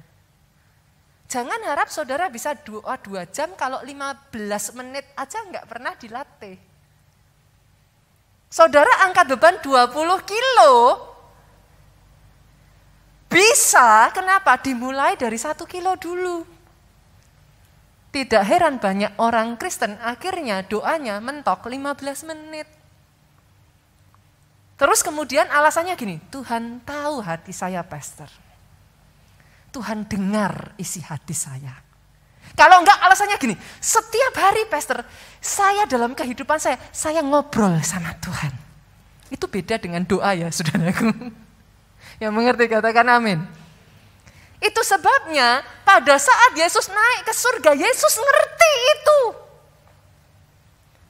Dan kalau Yesus menyerahkan misi penginjilan kepada murid-murid yang begitu, enggak akan jadi. Hari ini saudara dan saya tidak akan ada di tempat ini. Yesus tahu itu. Itu sebabnya Yesus katakan apa? Stop, wait, tunggu di loteng atas Yerusalem. Kenapa? Karena sebelumnya saudaraku, kebayang enggak sih? Masih ingat kisah Yesus sebelum ditangkap saudara? Dia ajak murid-muridnya untuk apa? Apa? Berdoa. Apa yang terjadi? Yang doa siapa saudara? Yesus doa. Begitu dia meleng sedikit, dia lihat muridnya apa? Tidur. Berkali-kali Yesus nemuin seperti itu sampai di titik terakhir Yesus ngomong apa? Tidak sanggupkah engkau berjaga-jaga barang 1 jam saja? Murid-murid Yesus tidak punya stamina doa yang kuat. Itu sebabnya pada saat mereka mengusir setan, mungkin kalau bahasanya sekarang, bukan setannya diusir, merekanya yang lari. Berapa banyak orang Kristen seperti ini? Halo? Saya percaya yang seperti ini tidak ada di tempat ini. Aminnya yang paling keras di luar sana, tapi di sini nggak ada yang seperti itu. Tapi apa yang saya maksudkan di sini, saudaraku? Murid-muridnya itu nggak punya otot doa yang kuat. Disuruh doa nggak bisa. Spiritual upgrade berbanding lurus dengan kehidupan doa. Ada level tertentu, masalah tertentu, visi tertentu. Kalau saudara mau itu tergenapi atas hidupmu, saudara harus komit upgrade level doamu. Pastor, hubungannya apa? Doa dengan bisnis. Oh, besar. Sangat besar. Ketika rohmu kuat, masalah demi masalah, demi masalah, demi masalah, bukan lagi masalah. Yang mengerti aminnya yang paling keras. Yang tadinya masalah, karena roh saudara kuat, itu tinggal diinjak. Kecil buat saudara. Itu sebabnya Tuhan bisa bawa saudara naik. Karena saudara sudah bisa handle gitu. Pada saat Yesus tahu murid-muridnya nggak punya kehidupan doa yang kuat, dia suruhnya apa? Tunggu di loteng atas Yerusalem. Apa yang terjadi saudara di loteng atas Yerusalem? Pagi, siang, sore, malam doa. Pagi, siang, sore, malam doa. Awal mula dulu saya dengan Pastor Jonathan, saudara, ketika merintis gereja di Jogja. Kami berusaha dengan segala yang kami tahu, saudaraku. Doesn't work, Pak. Simply doesn't work. Jemaat itu stuck. Kita sudah berusaha mati-matian. Bertahun-tahun jemaat gak bergerak dari angka 50, 100. Kita sudah hampir menyerah pada saat itu. Pak Jo waktu itu pulang dari sekolah teologi ya. Wah, berpikir bisa menerapkan semua ilmu-ilmunya, Pak. Well, it doesn't work. Sampai satu titik saudara tahu apa yang dilakukan. Tuhan suruh Pak Jo doa. Jemaat tuh sampai hafal, saudara. 3 bulan berturut-turut. Saudara seperti ini kan topiknya tiap bulan ganti ya. 3 bulan berturut-turut every single week. Sampai jemaat gini, doa lagi. Tapi tahukah saudara, di momen itu sama seperti 10 hari itu. Pagi, siang, sore doa, pagi, siang, sore doa, pagi, siang, sore doa. Yang tidak disadari oleh Pak Jo, manusia rohnya bertumbuh. Suddenly saudara, tiba-tiba, itu kayak tunggu waktu. Enggak langsung, tunggu waktu. Tiba-tiba dalam waktu yang begitu cepat gereja kita saudaraku, dalam waktu 2 tahun di Jogja, dari angka 100 bertumbuh sampai ke titik 2000 jemaat. It happens just like that kurang dari 2 tahun. Doa. Doa. Doa. Doa.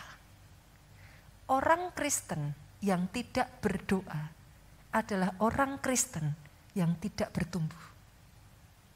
Saudara nggak bisa bilang, I'm okay pastor, I'm fine. You're not fine. Cara ngeceknya gimana pastor? Buah rohnya keluar nggak? Apa itu buah roh pastor? Kasih, sukacita, damai, sejahtera, kebaikan, kemurahan, penguasaan dirinya ada nggak? Yang ada kembali ke manusia lama. Itu sebabnya sebelum Yesus naik ke surga, hari ini saya ingin mengatakan kepada setiap dari saudara di tempat ini, yang selama masa pandemi ini, akhirnya saudara benar-benar kayak sudah kehilangan banyak hal saudaraku. Kayak you are losing a lot of things, bukan hanya a lot of things. Kayak segala sesuatunya tuh jadi berantakan, you cannot contain yourself. Saudara tuh jadi kayak berubah kembali manusia lama, saudara keluar semuanya. Saya ajak 10 hari KKR nanti masuk berendam dalam hadirat Tuhan. Ambil waktu, saudara. Pastor, kalau doa terus ngapain? Pagi, siang, sore doa. Pastor kerja nggak? Ya kerja dong. Masa nggak kerja? Bedakan antara 2 hal ini ya saudaraku ya. Doa tidak menggantikan fungsional dari kerja. Kerja tidak menggantikan fungsional dari doa. Make sense dong? Kalau saudara makan Fuyung Hai, yang makan bukan roh dong Pak, yang makan tubuh dong. Makan Fuyung Hai tidak bisa membuat roh saudara bertumbuh. Yang mengerti katakan amin. Doa jangan digantikan dengan kerja, kerja jangan digantikan dengan doa. The two works together. Make sense ya saudaraku? Pada saat murid-muridnya itu masuk di dalam doa,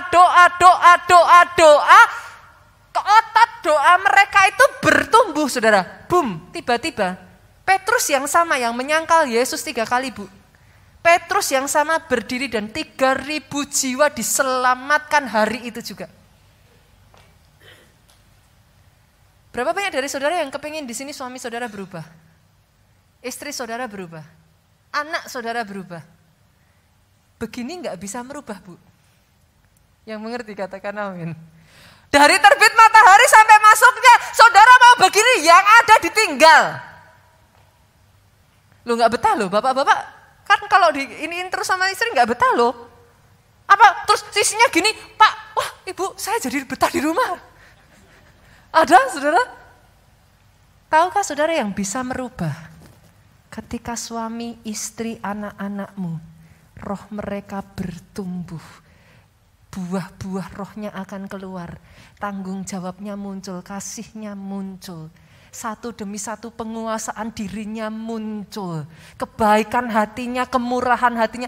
Bapak-bapak di sini yang istrinya pelit, bawa di dalam doa, saudaraku.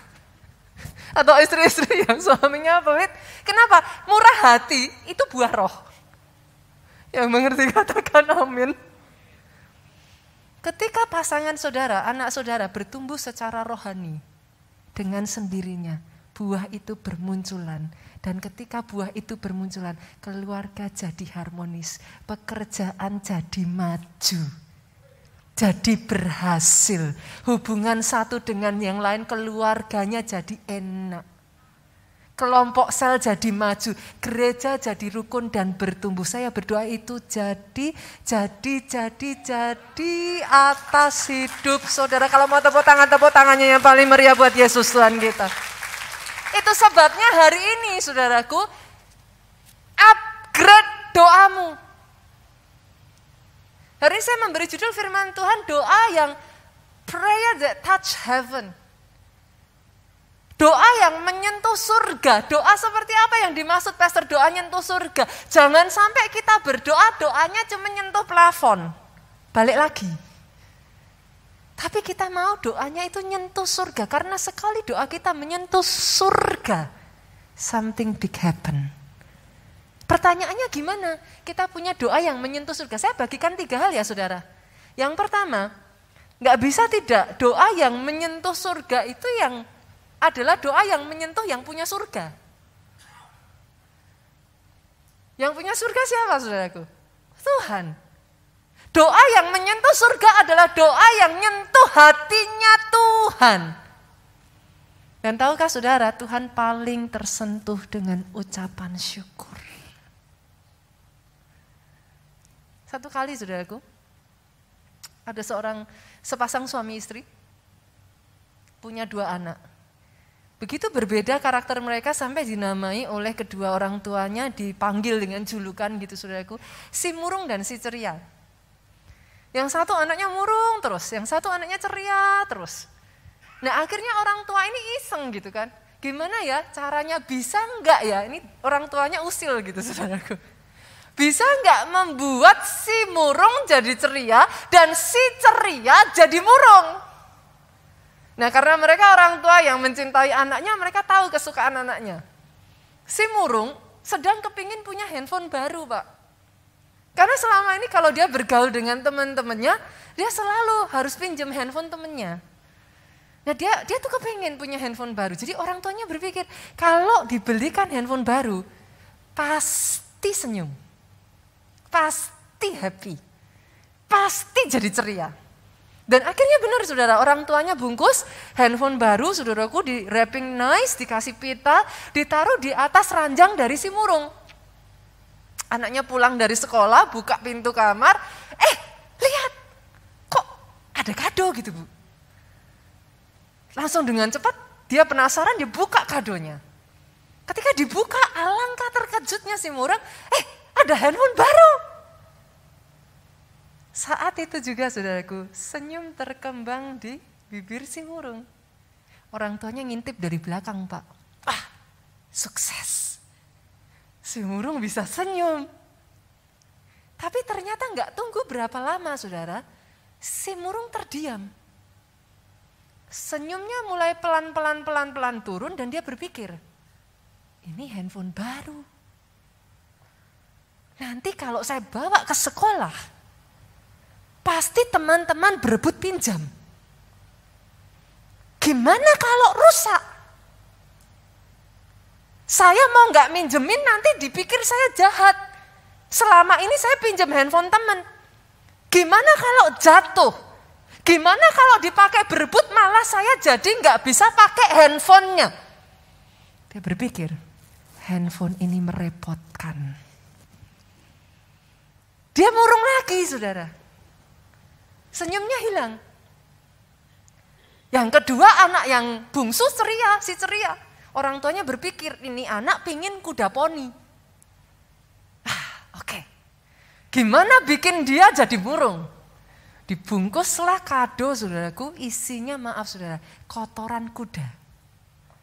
Orang tuanya berpikir nih, nanti kalau si ceria lihat kotoran kuda, pasti langsung jadi sedih. Pasti murung. Dan benar saudara, dibungkuslah kotoran kuda itu di dalam sebuah kado, di wrapping nice, ditaruh di atas ranjang. Si ceria pulang dibuka saudaraku, dia happy.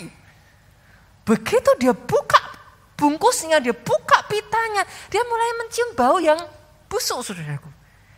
Begitu dibuka tutup kadonya, dia melongok, dia penasaran ini apa sih kok bau sekali. Ternyata dia melihat kotoran kuda. Begitu dia lihat itu saudaraku, untuk sesaat, dia jadi frowning, dia jadi murung gitu saudaraku. Senyum hilang di bibirnya. Tapi tidak berapa lama si ceria berpikir, kalau ada kotorannya, pasti ada kudanya. Dengan cepat si ceria langsung berlari keluar saudaraku. Dia peluk kedua orang tuanya, dia katakan, thank you mami, thank you daddy, you are the best parents. Mama papanya kan bingung dong. Kamu gila ya? Dikasih kotoran kuda kok. Kamu say thank you. Mami, daddy, pasti ada kudanya di dekat sini. Maminya bilang, no, cuman kotorannya. Nggak mungkin. Thank you so much, mami. I love you. Dicium, dipeluk, dia lompat-lompat, saudaraku. Papa mamanya tidak bisa melihat itu semua ketika dilihat anak ini, saudaraku. Bersukacita, berterima kasih dari hatinya. Mau nggak mau, selesai itu diajak anaknya dibeliin kuda sungguhan, saudaraku.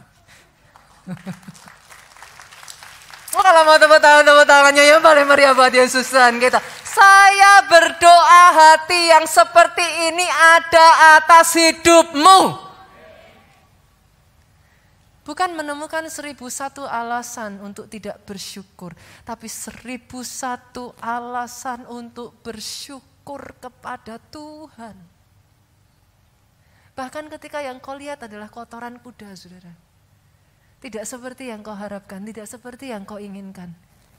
Belajarlah percaya, Tuhanmu yang baik tidak akan memberikan yang tidak kebaik kepada orang yang mengasihinya. Kenapa saudaraku? Kenapa hati yang bersyukur itu menyentuh hatinya Tuhan? Karena tahukah saudara, di dalam ucapan syukur ada iman.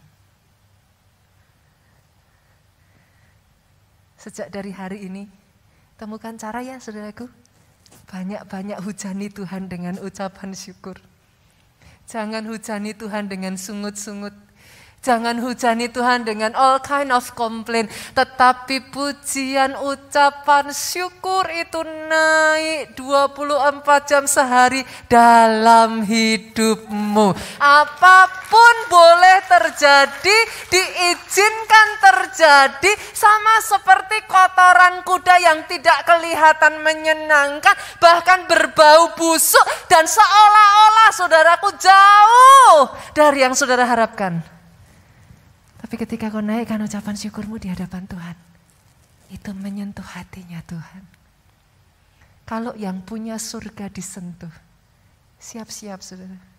Keajaiban demi keajaiban, pertolongan mujizat itu jadi bagian dalam hidupmu. Oh, sekali lagi tepuk tangannya yang paling meriah buat Yesus Tuhan kita. Yang kedua saudaraku, doa seperti apa? Yang menyentuh surga, doa yang menarik perhatian surga. Pernah kebayang gak ya saudara? Dalam sehari saja, berapa orang berdoa? 7,8 miliar orang. Berapa orang berdoa dalam sehari? Apa sih yang membuat doa saudara spesial? Sampai itu menarik Tuhan. Kalau semua orang berdoa, dan by the way Pak, Emangnya hanya kita saja yang berteriak, Tuhan tolong. Emangnya hanya kita? 7,8 miliar orang. Kebayang nggak saudara? Apa yang membuat doa kita itu menarik perhatiannya Tuhan? Dengar ini baik-baik saudara. Pada saat yang lain, satu kali berdoa tidak dijawab dan menyerah. Engkau berdoa terus sampai doamu dijawab. Push. Pray until something happen. Doa yang menarik perhatian surga adalah doa yang persisten. Saya kasih satu kisah ya saudara, kita buka ya. Kita lihat di dalam Lukas, pasalnya yang ke-18, ayatnya yang pertama sampai 8. Ini kisah yang sangat menarik Pak. Saya bacakan ayat pertama, garis bawahi apa yang saya katakan ini ya saudaraku. Yesus mengatakan satu perumpamaan kepada mereka untuk menegaskan. Perumpamaan ini diberikan oleh Yesus saat ini kepada saudara di tempat ini untuk menegaskan. Menegaskan apa? Bahwa mereka harus selalu berdoa dengan tidak jemu-jemu. Doa tidak jemu-jemu. Jangan jemu-jemu berdoa. Doa persisten, doa yang gigih, doa yang pantang menyerah. Saya lanjutkan ya saudara. Katanya, dalam sebuah kota ada seorang hakim yang tidak takut akan Allah. Dan tidak menghormati seorang pun. Jadi hakimnya ini udah gak takut Tuhan, gak takut manusia gitu. Di kota itu ada seorang janda yang selalu datang kepada hakim itu dan berkata, belalah hakku terhadap lawanku. Beberapa waktu lamanya hakim itu menolak, tapi kemudian ia berkata dalam hatinya, walaupun aku tidak takut Allah dan tidak menghormati siapapun, namun karena janda ini menyusahkan aku, lihat ini sudah. Baiklah aku membenarkan dia, supaya jangan terus saja ia datang dan akhirnya menyerang aku. Jadi ternyata saudara, gara-gara janda ini persisten, ini kita nggak bicara Tuhan ya saudaraku, ini sisi negatifnya gitu. Tuhan sedang pengen ngomong, Tuhan kepengen menegaskan, lihat, ini loh caranya. Bahkan seorang hakim yang nggak takut Tuhan pun, hakim yang nggak takut manusia pun, ketika janda ini persisten, hakim ini mendengar permintaan dari janda ini. Lalu masuk saudara ayat 7. Tidakkah Allah akan membenarkan orang pilihannya yang siang malam berseru kepadanya, dan adakah ia mengulur waktu sebelum menolong mereka? Kenapa kita tidak jemu-jemu berdoa? Masalahnya banyak orang Kristen, doa sekali nggak dijawab, bye-bye. Ngomongnya udah doa kok, tapi itu firman nggak benar tuh. Pak Pendeta ngomongnya nggak benar, nggak terjadi kok. Saya ingin tanya kepada saudara ya, ini pertanyaan yang sederhana actually. Tapi jadi cerdas cermat Alkitab nih. Berapa kali Elia berdoa sampai api turun dari langit? Ayo. Berapa kali saudara? Berapa kali? 1 kali. Nah, luar biasa nih. 1 kali Elia berdoa, 1 kali api turun dari langit. By the way, ini Elia yang sama ya Pak. Elianya nggak diganti. Ini Nabi benar-benar diurapi luar biasa. Saya tanya lagi nih, sama-sama Elianya, berapa kali dia berdoa sampai hujan turun dari langit? 7 kali.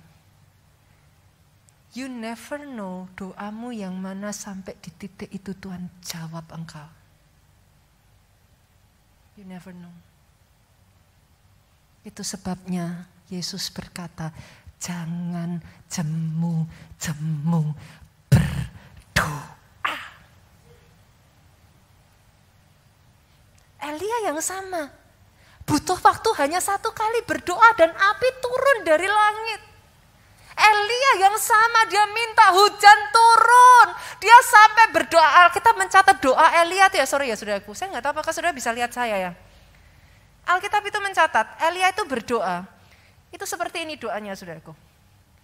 Dia bersujud sampai mukanya ini menyentuh tanah. Saudara kebayang dong doa kalau seperti ini.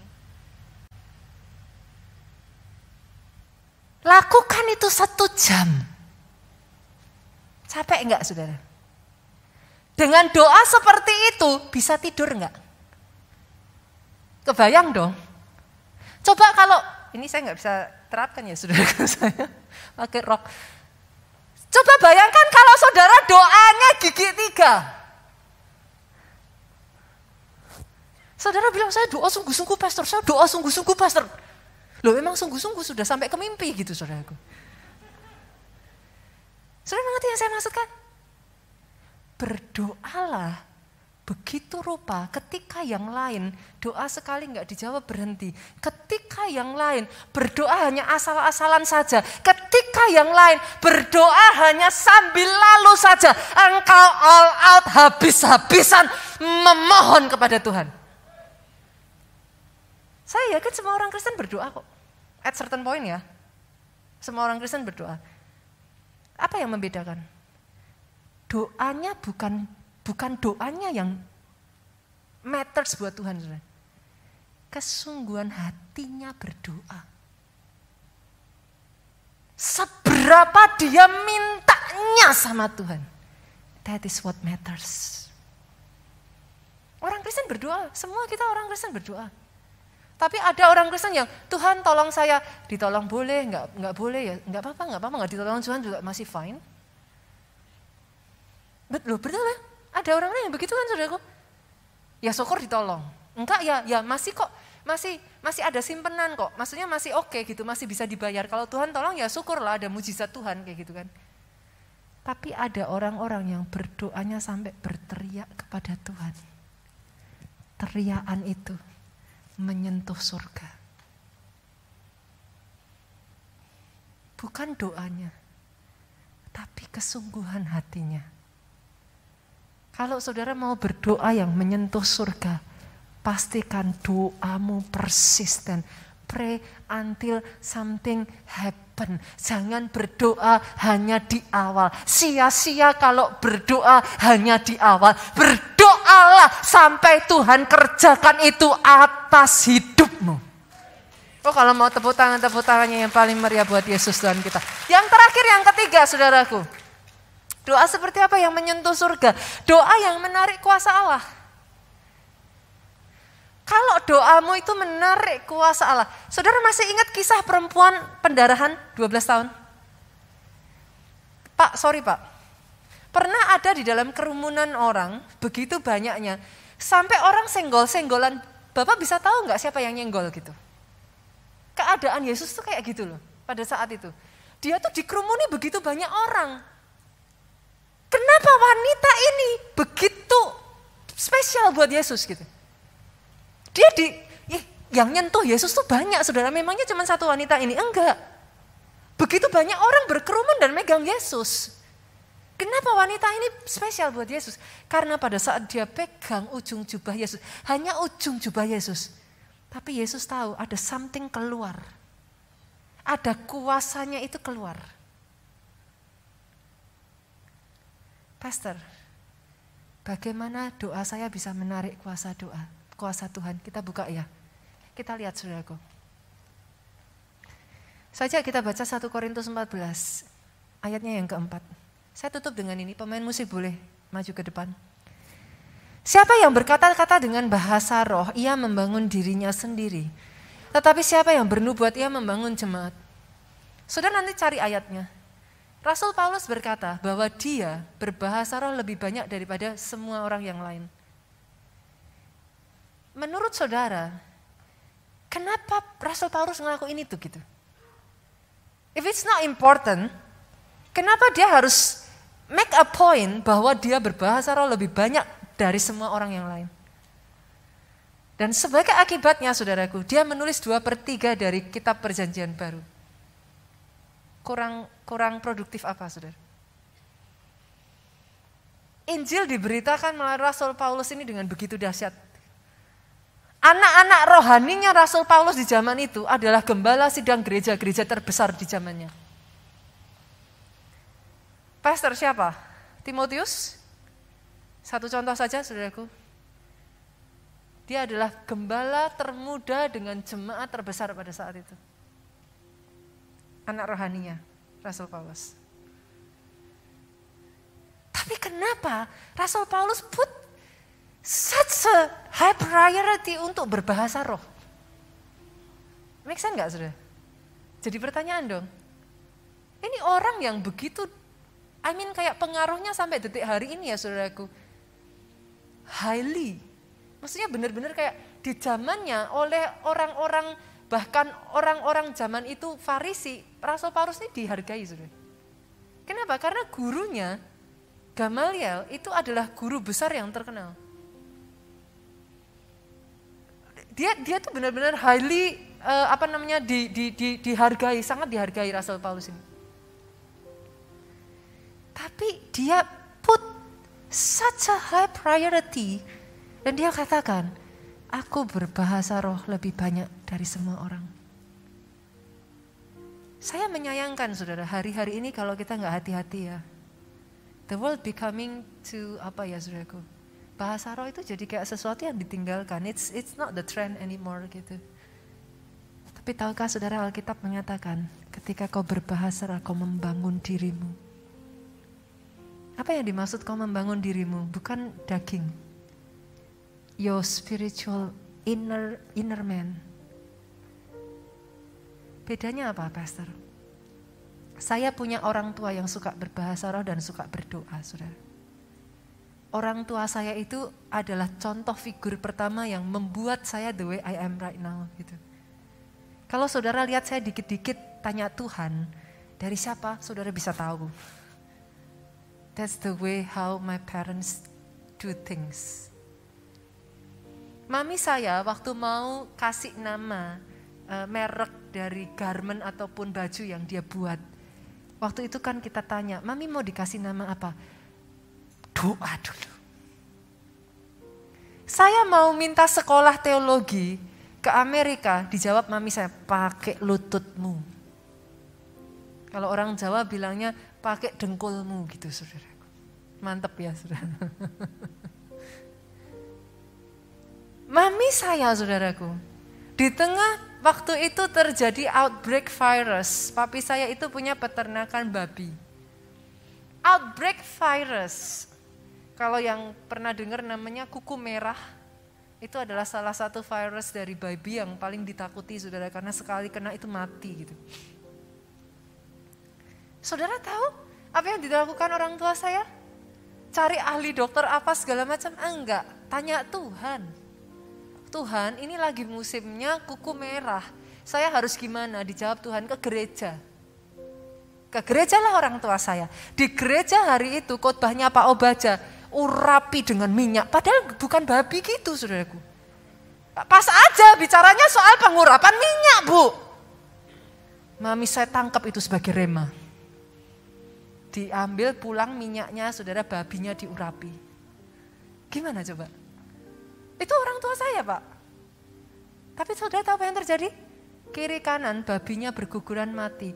Hanya di tempat papi saya, tidak satu pun yang kena.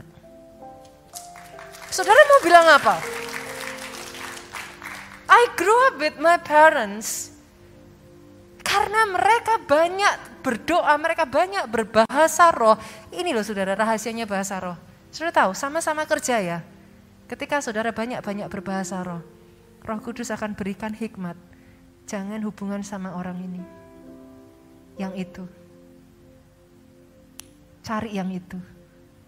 Tanpa kau sadari, pintu-pintu tertutup itu dibuka satu demi satu.